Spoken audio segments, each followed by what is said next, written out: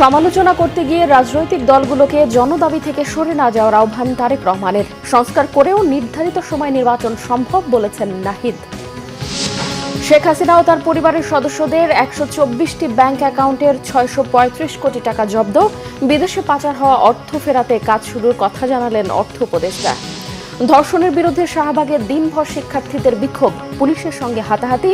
মাগুরায় অপরাধীদের দ্রুত বিচারের দাবি মহিলা দলের।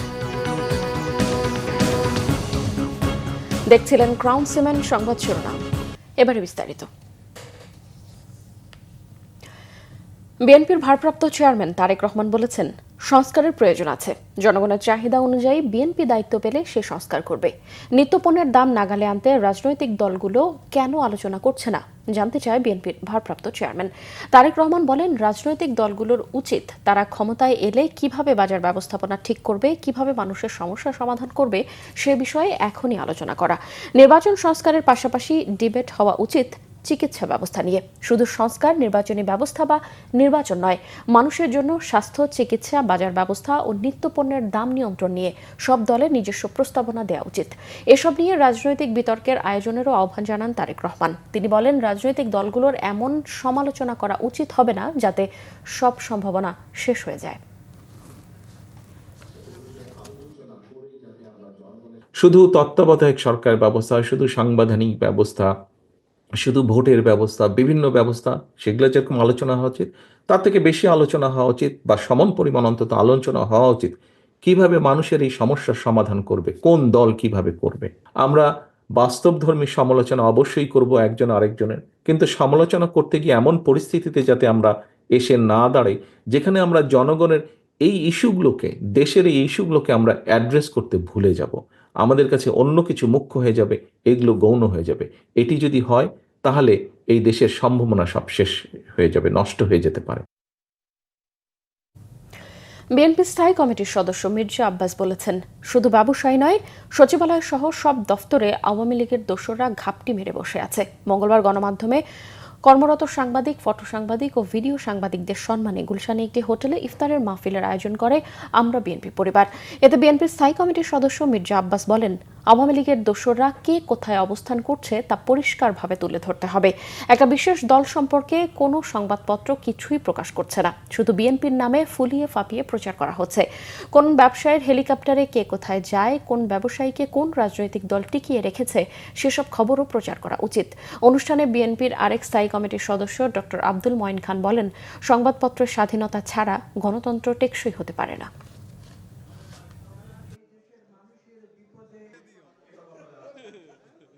কেন এই সরকার আজকে পর্যন্ত ডিজিটাল সিকিউরিটি অ্যাক্ট অথবা সাইবার সিকিউরিটি অ্যাক্ট যে নামেই বলেন না কেন, সেই আইন আজকে পর্যন্ত কেন বাতিল হলো না?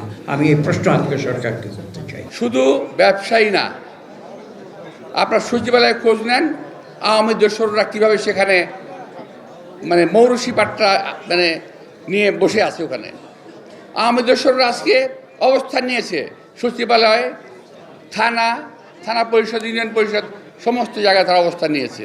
সুতরাং আপনাদের উচিত হবে ওই সমস্ত খোঁজখবর সংগ্রহ করে দেশে এবং জাতিকে বাঁচানোর জন্য এই খবরগুলো সংগ্রহ করে এবং মানুষের সামনে তুলে ধরা।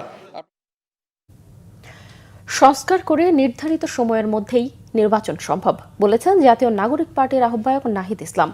দলটি একই সাথে আইনসভা ও গণপরিষদ নির্বাচন চায় বলেও মন্তব্য করেন তিনি। মঙ্গলবার রাজধানীর একটি হোটেলে ফ্যাসিবাদ বিরোধী রাজনীতিবিদ, পেশাজীবী, অ্যাক্টিভিস্ট, ওলেমায়ে কেরাম ও বিশিষ্ট নাগরিকদের সম্মানে এনসিপির ইফতার অনুষ্ঠানে এইসব মন্তব্য করেন তিনি।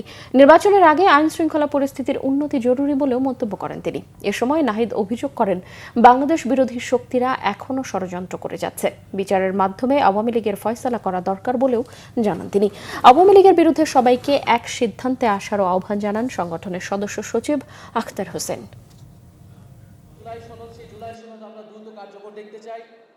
সংবিধান সম্পর্কিত বিষয় ছাড়া বাকি আরও যে গুরুত্বপূর্ণ সংস্কার কার্যক্রম রয়েছে, যেমন জনপ্রশাসন, পুলিশ ইত্যাদি, এই অন্তর্বর্তী সরকারের সময়ে অধ্যাদেশের মাধ্যমে দ্রুত বাস্তবায়ন করতে।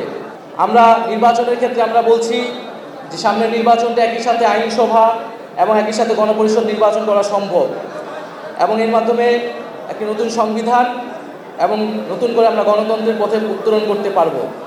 ফলে এই সকল কিছুই আমরা দ্রুত সময়ের মধ্যে হওয়া সম্ভব বলেও মনে করছি। সরকার যে নির্ধারিত সময় দিয়েছে সেই নির্ধারিত সময়ের মধ্যেই এই সকল কার্যক্রম করে নির্বাচনের দিকে যাওয়া সম্ভব। নিজেদের নামের সম্পদ অন্য নামে হস্তান্তরের চেষ্টা করছেন শেখ হাসিনা সহ তার পরিবারের সদস্যরা। দুর্নীতি দমন কমিশনের অনুসন্ধানে উঠে এসেছে এমন তথ্য। সংস্থাটি জানায়, রাজধানীর বিভিন্ন স্থানে হাসিনা পরিবারের নামে থাকা 7টি প্লট ফ্ল্যাট জব্দ হয়েছে। সেই সাথে পরিবারটির 124টি ব্যাংক অ্যাকাউন্টে 635 কোটি টাকাও জব্দ করেছে সংস্থাটি। দুদকের আবেদনের প্রেক্ষিতে ঢাকা মহানগর স্পেশাল জজ আদালত জব্দ করার আদেশ দেন বলে জানিয়েছেন দুদক মহাপরিচালক। রিপোর্ট করছেন ফরুক বাবু।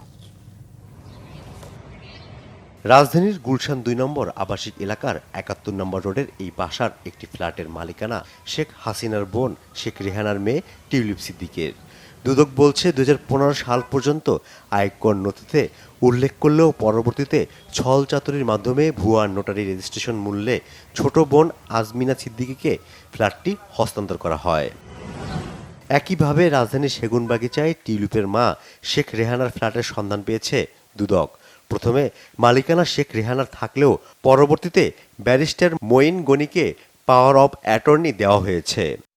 দুদকের অনুসন্ধানে এই 2 ফ্ল্যাট শহর ধানমন্ডিতে জয় পুতুলের নামে থাকা সুধা সদন ধানমন্ডি আবাসিক এলাকায় ফ্ল্যাট প্লট এবং রেদওয়ান মুজিব ববির নিকেতনে 2টি প্লট এবং গাজীপুরে শেখ রেহানার 10% জমি জব্দ করেছে দুদক। জনাব শেখ হাসিনা, সাবেক প্রধানমন্ত্রী, গণপ্রজাতন্ত্রী বাংলাদেশ সরকার, তার ছেলে জনাব সজীব আহমেদ ওয়াজেদ জয়, তার মেয়ে সাইমা ওয়াজেদ, তার ছোট বোন জনাব রেহানা সিদ্দিক এবং তাদের স্বার্থ সংশ্লিষ্ট 124টি অ্যাকাউন্ট ফ্রিজের জন্য আবেদন করা হয়েছিল। আমরা কিছুক্ষণ আগে জেনেছি এই 124টি অ্যাকাউন্টে যে অর্থে রয়েছে সেটা বিজ্ঞ আদালত থেকে সে বিষয়ে অবরুদ্ধকরণের আদেশ প্রদান করা হয়েছে। পূর্বাঞ্চলে অবৈধভাবে প্লট গ্রহণের ঘটনায় তদন্তে নেমে শেখ পরিবারের এসব স্থাবর অস্থাবর সম্পদের সন্ধান পেয়েছে দুদক। তাদের বিরুদ্ধে আরও একটি সম্পদ জব্দের। ফরুক বাবু, বাংলা ভিশন, ঢাকা। অর্থ উপদেষ্টা ডক্টর সালেহউদ্দিন আহমেদ জানিয়েছেন, পাচার হওয়া কয়েকশো কোটি টাকা এবছরেই ফেরত আনা সম্ভব। মঙ্গলবার সচিবালয়ে ক্রয় সংক্রান্ত মন্ত্রিসভা কমিটির বৈঠক শেষে এই তথ্য জানান তিনি। সব অঙ্ক টাকা আনতে তাদের আইডেন্টিফাই করে বিভিন্ন দেশে আছে, এইখানে কতগুলো আপনার আইনি পদক্ষেপ আছে, আবার সেই আইনগুলো আবার বৈদেশিক বিদেশের সাথে জড়িত। আমরা চেষ্টা করছি ইমিডিয়েটলি যেটি পারি, কতগুলো সেন্সিটিভ কেস করা হয়েছে, অন্যগুলোও আমরা চেষ্টা করছি যে যত তাড়াতাড়ি অ্যাটলিস্ট প্রসেসটা শুরু করি, কিছুটা ইন্ডিকেশন কিছুটা আসো। এই জন্য আইনের কিছুটা সংগ্রহ, আইন মানে কি কিছু যে এগ্রিমেন্ট করা বিদেশের সাথে এগুলো করবো। স্বরাষ্ট্র উপদেষ্টার অপসারণ ও দ্রুত বিচার ট্রাইব্যুনাল গঠন সহ 9 দফা দাবিতে প্রধান উপদেষ্টার কার্যালয় অভিমুখে পদযাত্রা করে ধর্ষণ ও নিপীড়নের বিরুদ্ধে বাংলাদেশ নামের একটি প্ল্যাটফর্ম। মঙ্গলবার শাহবাগ পার হওয়ার পরই ধর্ষণ বিরোধী বিক্ষোভকারীদের সঙ্গে হাতাহাতি হয় পুলিশের। ঘটনায় পুলিশ সহ আহত হয়েছে অন্তত 10 জন। এর আগে ধর্ষকের প্রকাশ্যে ফাঁসির দাবিতে রাজধানীর 30 কলেজের শিক্ষার্থীরা শাহবাগে বিক্ষোভ ও অবরোধ করে। জিয়া খানকে সঙ্গে নিয়ে SM ফয়েজের প্রতিবেদন। নারীর প্রতি সহিংসতা, ধর্ষণ ও নির্যাতনের ঘটনায় শিক্ষার্থীদের বিক্ষোভ রাজধানীর শাহবাগে। পরে প্রধান উপদেষ্টার কাছে স্মারকলিপি দিতে যাওয়ার পথে পুলিশ আন্দোলনকারীদের বাধা দিলে দুপক্ষের মধ্যে ধস্তাধস্তি হয়।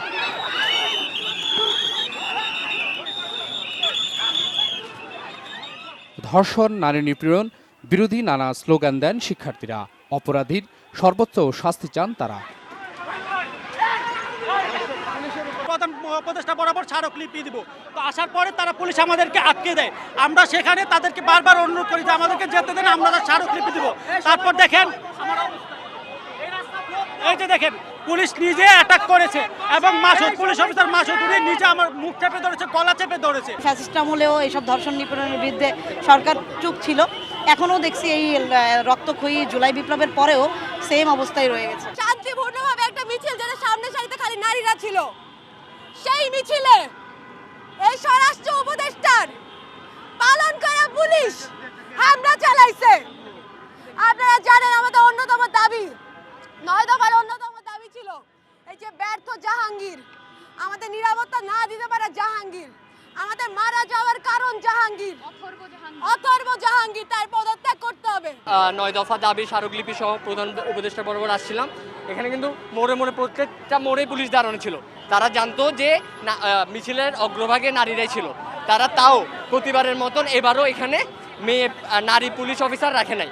পুলিশের দাবি, আন্দোলনকারীদের সড়ক থেকে সরিয়ে দেওয়া হয়েছে। আমরা কোনোভাবে কিন্তু তাদেরকে আমরা লাঠিচার্জ বা কিছু করার কোনো সুযোগ আমাদের ছিল না, আমরা করিও নাই। পরে আমাদের এসি, আপনারা জানেন যে এসি রমনাজন, ওকে হঠাৎ করে এক সাইডে ও গেছে, ওকে ধরা ব্যাপক আকারে পিটাইছে। ওর গেঞ্জি টেঞ্জি টি শার্ট যা ছিল সব ছিঁড়ে গেছে। আমরা যারা আছি আমাদের দেখেন এগুলো কিন্তু কিছু নাই, আমরা কিন্তু লাঠি আমাদের হাতেও নাই, কিচ্ছু না, আমি কিন্তু খালি হাতে আছি। তো এই অবস্থার প্রেক্ষিতে পরে আমাদেরকে আমি নিবৃত করার চেষ্টা করি, কিন্তু তারপরে আমাদের 7-8 জন আজকে আহত হয়েছে।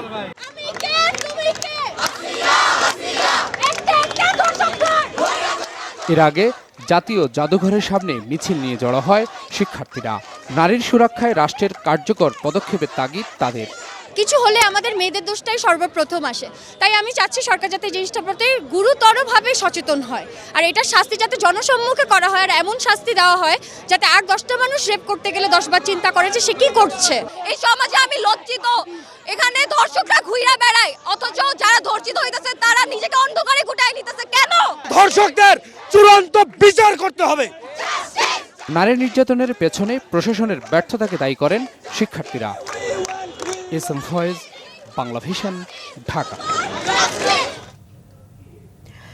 মাগুরায় শিশুর ওপর পাশবিক নির্যাতনকারীদের দ্রুত বিচার শেষ করে শাস্তি কার্যকরের দাবি জানিয়েছে জাতীয়তাবাদী মহিলা দলের সভাপতি আফরোজা আব্বাস। নারীর প্রতি সহিংসতা রোধে রাজধানীতে এক বিক্ষোভ মিছিল শেষে সমাবেশে তিনি এসব কথা বলেন।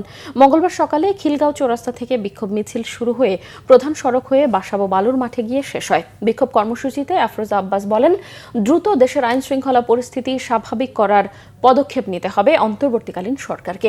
দেশের মানুষের নিরাপত্তা নিশ্চিত করতে সরকারের প্রতি আহ্বানও জানান আফরোজা আব্বাস।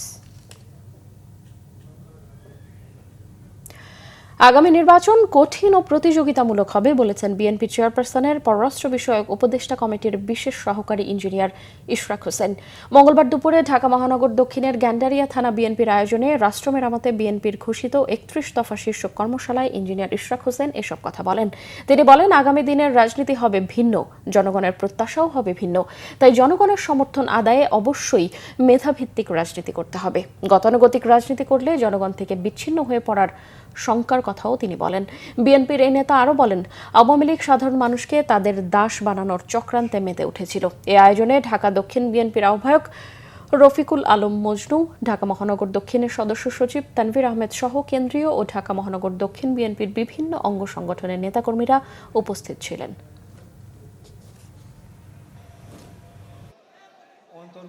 আইন শৃঙ্খলা পরিস্থিতির ব্যাপারে অবশ্যই আমাদের আমরা উদ্বিগ্ন। আমরা চাই যে দ্রুততম সময় আইন শৃঙ্খলাকে একটা স্থিতিশীল পর্যায়ে নিয়ে যাওয়া হোক, যাতে করে একটি সুষ্ঠু সঠিক নির্বাচন এই বছরের মধ্যেই আমরা পেতে পারি। সেটার জন্য আমরাও সরকারকে সহযোগিতা করব এবং সরকারকেও আমাদের সহযোগিতা নিতে হবে এবং তাদেরকেও বুঝতে হবে যে একটি নির্বাচিত সরকারের দ্বারাই কেবল সকল ধরনের সমস্যাকে কঠোর হস্তে দমন করা যায়। কঠোর হস্তে যে কোনো দুষ্কৃতিকারী, যে কোনো দেশকে অস্থিতিশীলকারী, বদমাইশ, শয়তান যারা ডাকাতি করছে তাদেরকে নিয়ন্ত্রণ করা যায়। ঢাকার মিরপুর হোপ মার্কেটে ঈদের কেনাবেচা চলছে হরদম। সব বয়সী ক্রেতাদের পছন্দকে প্রাধান্য দিয়ে প্রতিবারের মতো এবারও নতুন সব ঈদ কালেকশন নিয়ে এসেছেন ব্যবসায়ীরা। যৌক্তিক দামে ভালো মানের পোশাক পেতে আগেভাগেই কেনাকাটা সেরে ফেলছেন অনেকেই।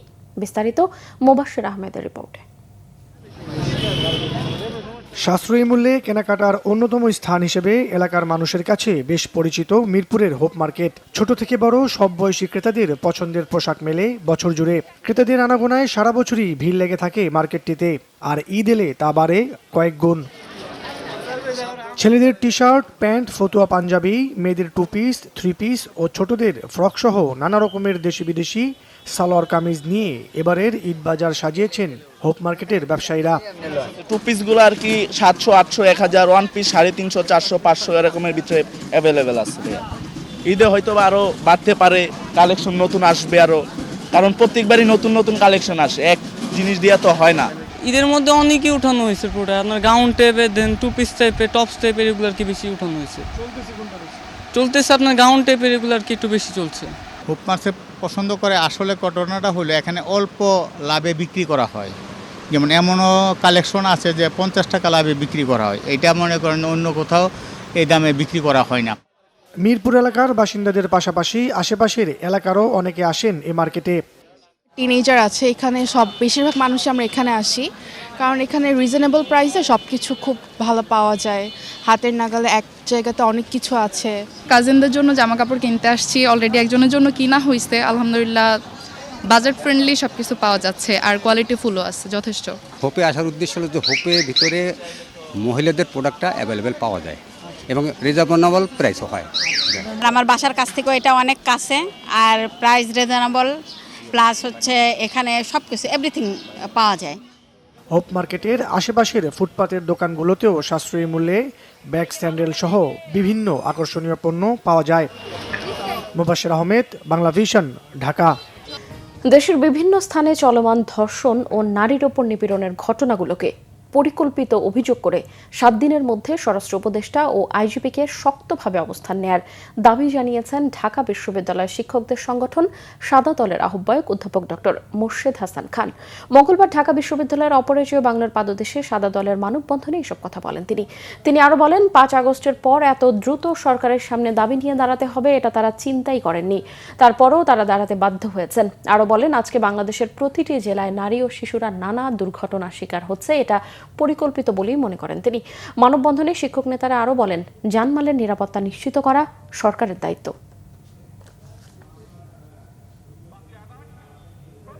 আমরা দৃষ্টান্তমূলক ধর্ষকদের শাস্তি দাবি করছি। শুধু সরকারের বডি ল্যাঙ্গুয়েজে আমরা খুশি না, মাননীয় স্বরাষ্ট্র উপদেষ্টা আপনার বডি ল্যাঙ্গুয়েজে আমরা খুশি না, মাননীয় আইজিপি আপনাকে আমরা সময় দিচ্ছি, 7 দিনের মধ্যে সত্যভাবে অবস্থান নেন, অথবা আমরা আমাদের এই আন্দোলন আমরা রাজপথ নিয়ে যাব, আমরা স্বরাষ্ট্র মন্ত্রণালয়ের দিকে আমরা আসবো। বিএনপি স্থায়ী কমিটির সদস্য আমির খসরু মাহমুদ চৌধুরী বলেছেন, জনগণ একটি নির্বাচন ও দায়বদ্ধ সরকারের প্রতীক্ষায় আছে। নির্বাচন পেছাতে এরই মধ্যে বিভিন্ন ষড়যন্ত্র চলছে বলেও মন্তব্য করেন তিনি। মঙ্গলবার বিকেলে চট্টগ্রাম ক্লাবে চট্টগ্রাম প্রেস ক্লাব ও সিএমইউজি আয়োজিত ইফতার ও দোয়া মাহফিলে তিনি এসব কথা বলেন। তিনি আরো বলেন, বিগত 3টি নির্বাচনে যুব সমাজ ভোট দিতে পারেনি, যাদের কোনো জনসমর্থনই নেই তারা বক্তব্য দিয়ে জনগণের মনে সংশয় সৃষ্টি করছে। নির্বাচনের মাধ্যমে গণতান্ত্রিক সরকার প্রতিষ্ঠায় মিডিয়াকে গুরুত্বপূর্ণ ভূমিকা রাখার প্রত্যাশাও ব্যক্ত করেন বিএনপি স্থায়ী কমিটির এই সদস্য। এ সময় উপস্থিত ছিলেন Chittagong city mayor doctor Shahadat Hossain সহ অন্যান্যরা। নাটোরে ফুটপাত থেকে শুরু করে পাড়া মহল্লা ও অভিজাত মার্কেটগুলোর সামনে বসেছে বাহারি ইফতার সামগ্রীর দোকান। সব ধরনের রোজাদার ও সাধারণ মানুষ এসব দোকানে ভিড় করছে পছন্দের খাবার কিনতে। এছাড়াও চলতি পথের মানুষগুলো ইফতার করছেন হোটেলগুলোতে। মানসম্মত ইফতারের নিয়মিত তদারকি করছে জাতীয় ভোক্তা অধিকার। নাটোর প্রতিনিধি কামরুল ইসলামের তথ্য ছবিতে রিপোর্ট।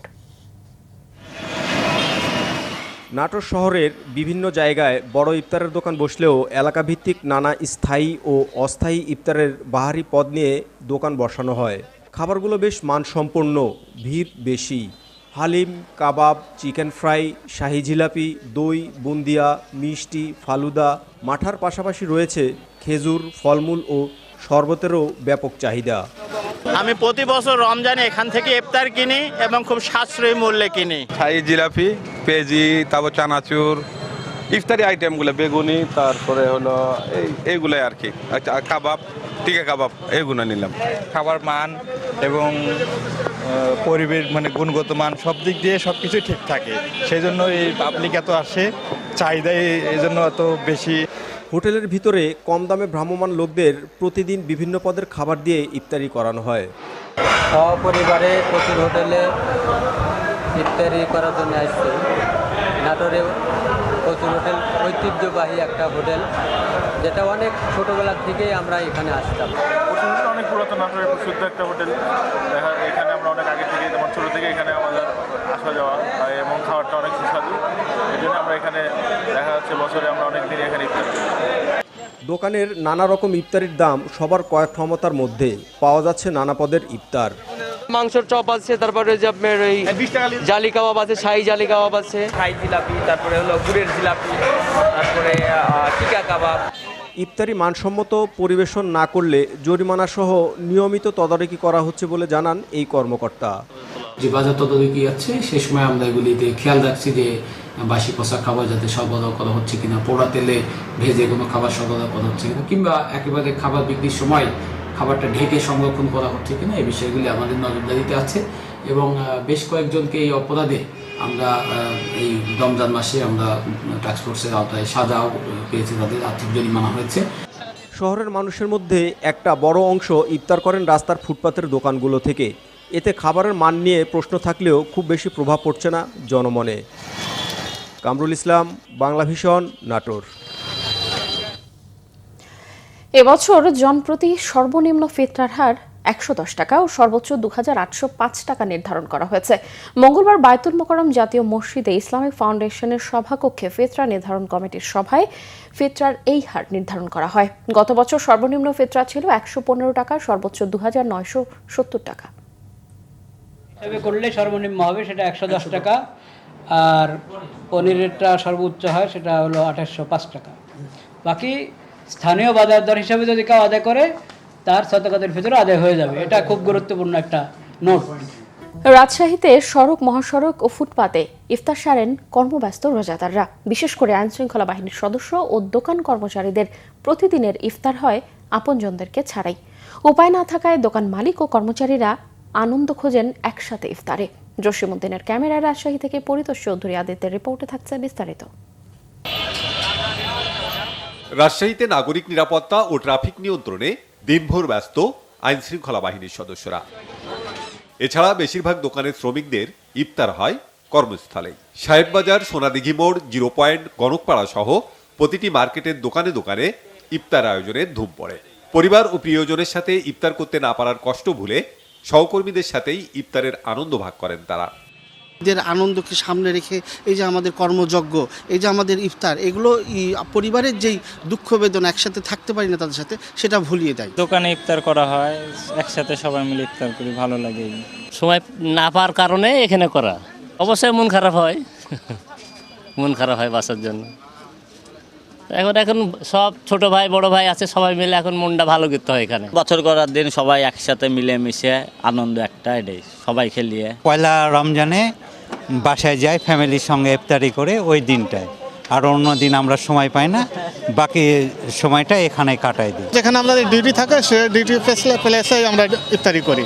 খারাপ তো লাগে, তারপরেও তো এখন চাকরির ক্ষেত্রে এবং জনগণের ভালোবাসার জন্য, জনগণের সুবিধার জন্য আমাদের কর্মস্থলে আমরা ইফতার করি। কেন্দ্র করতেছি তো, চাকরি আছে 30 বছর ধরে, এই কাজ অবশ্য মানায় নিছে আর কি নিজেকে। এদিকে ঈদ কেনাকাটায় মার্কেট থেকে মার্কেটে ঘুরতে গিয়ে ইফতারের সময় হলে হোটেল রেস্তোরাঁয় ইফতার সারেন অনেকে। মার্কেটে আসছিলাম, মার্কেট করার পরে এখন বাড়িতে যেতে সময় বেশি লাগবে, ওই জন্য ইফতারটা করে তারপরে বাসায় যাব। বাসা অনেক দূরে তো আসছি, এখানে নিকটে তো কোনো ইয়ে নাই, এই জন্য আসছি। গরুর তেহরি হাফ 100 টাকা, চিকেন তেহরি হাফ 100 টাকা, হালিম হাফ 100 টাকা, ফুল 200 টাকা, চিকেন চাপ মশলা আপনার হাফ 100, 1 কোয়ার্টার 120 টাকা। বাড়িতে ইফতার করতে না পারার আক্ষেপ থাকলেও পরিস্থিতির কারণে তা মেনে নেন ধর্মপ্রাণ মুসল্লিরা। ইফতার সারেন যে কোনো উপায়ে। Bangla vision news desk. সংবাদ শেষ করব ক্রাউন সিমেন্ট শিরোনামগুলো আরও একবার জানিয়ে।